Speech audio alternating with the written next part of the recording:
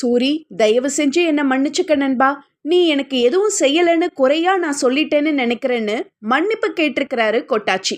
லேட்டஸ்டா ஒரு இன்டர்வியூல பேசின அவர், நானும் சூரியும் நண்பர்களாக இருந்தோம். ஆனா எனக்கு சினிமா வாய்ப்பு கிடைக்க சூரி எந்த உதவியும் செய்யல. அவர் இப்ப உயர்ந்த இடத்துக்கு போன பிறகு எங்களை மறந்துட்டாரு.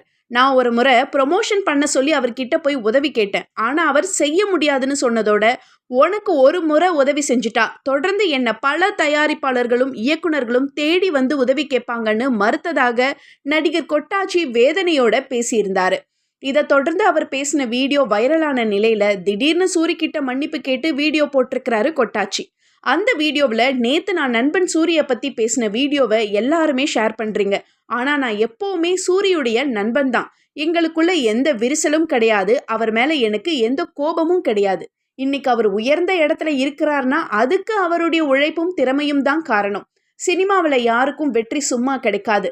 நேத்து நடந்த பிரஸ் மீட்ல நான் கொஞ்சம் உணர்ச்சி வசப்பட்டு ஓப்பனாக சொல்லிட்டேன். சூரி, தயவு செஞ்சு என்னை மன்னிச்சுக்க நண்பா. நீ எனக்கு எதுவும் செய்யலைன்னு குறையா நான் சொல்லிட்டேன்னு நினைக்கிறேன். அது என்னுடைய ஆதங்கம் தான். அந்த இடத்துல நான் அப்படி பேசியிருக்க கூடாது. நிறைய குழந்தைகளுக்கு நீ உதவி செய்யறத கேள்விப்பட்ட போது எனக்கு ரொம்பவே சந்தோஷமாக இருக்கும்.